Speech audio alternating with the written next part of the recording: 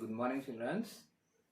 ఈ వీడియోలో మనం తెలుగు భాషకు సంబంధించి మళ్ళీ ఒత్తి పలికేటటువంటి అక్షరాలు ఏవైతే ఉన్నాయో, అంటే జఠాతోటి ఉన్నటువంటి అక్షరాలను, హల్లు అక్షరాలను ఎలా పలకాలి, ఏ విధంగా పలికితే అది మనకు కరెక్ట్గా తెలుస్తూ ఉంటుంది అనే విషయాన్ని గురించి ఈ వీడియోలో నేర్చుకుందాం.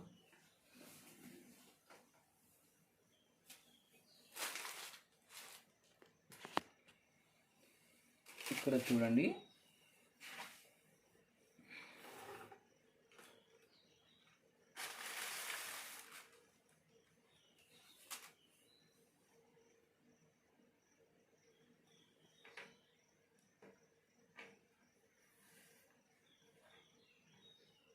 ఇక్కడ మనకు కనిపించేటటువంటి అక్షరం ఏంటి అంటే, కలకట్టిస్తున్నాను కాబట్టి అది ఏమవుతుంది చెప్పండి? పా.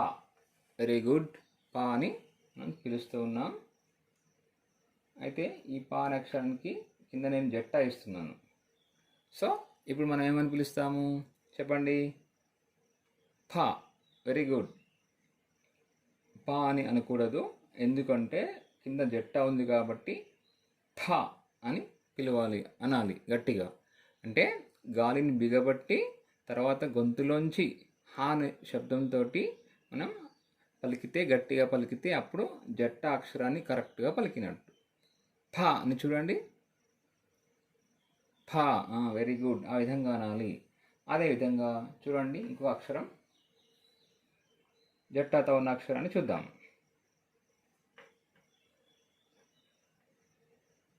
నేను ఇప్పుడు ఏ అక్షరాన్ని తయారు చేస్తున్నాను, ఏ అక్షరాన్ని మీకు చూపించాలనుకుంటున్నాను చెప్పండి? 9 కాదు. ఇదేంటో మాకు అర్థం కావట్లేదు అనుకుంటున్నారా? ఇప్పుడు చూడండి, సగం వచ్చేసింది. Very good. ఇప్పుడు చెప్పండి, ఖా. Very good, very good. ఖా అనే అక్షరాన్ని మనం ఇక్కడ చూస్తూ ఉన్నాము. ఎందుకు ఖా అని పిలుస్తున్నామంటే అక్కడ జట్టా ఉంది కాబట్టి. జట్టా లేకుండా ఉంటే, సాదాగా ఉన్నట్లయితే మనం కా అని పిలుస్తామా, ఖా అని పిలుస్తామా? అలా పలకము. అప్పుడు ఎలా పలుకుతాము? కా. సాదాగా పలుకుతాము. అప్పుడు ఏ అక్షరం వస్తుంది మనకి? మొదటి కా వస్తుంది. కాబట్టి మొదటి కాని పలుకుతున్నప్పుడు ఒక విధంగాను, రెండవ కాని పలికేటప్పుడు మరొక విధంగా పలికే శబ్దం వస్తూ ఉంటుంది. అది మీరు గమనించాలి. అది మొదటి కా ఏ విధంగా ఉంటుంది? ఇలా ఉంటుంది.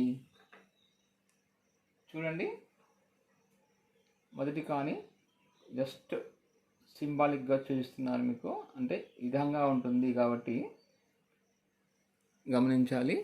మొదటి కా ఇలా మనకు కనిపిస్తూ ఉంటుంది. అంటే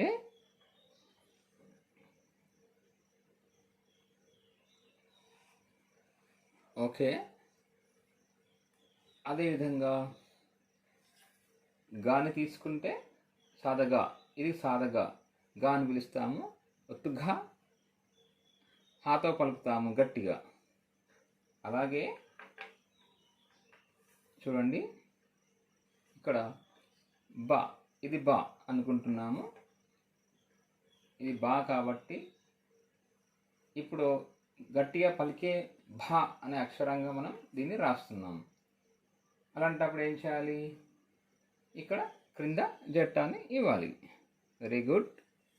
ఇప్పుడు భా అని పిలుస్తున్నాము. ఒత్తు భా అని మనం దీన్ని పిలుస్తూ ఉంటాము. అంటే ఎక్కడైతే హల్లుకి క్రింద జట్టా ఉంటుందో అప్పుడు గాలిని బిగబట్టి గొంతులోంచి, అంటే ఈ అక్షరం శబ్దం చేస్తూనే గొంతులోంచి హా అనే శబ్దంతో బయటికి గాలిని వదులుతూ గట్టిగా పలికితే మనకు ఒత్తు అక్షరాలు సులభంగా అర్థమవుతాయి. Thank you very much.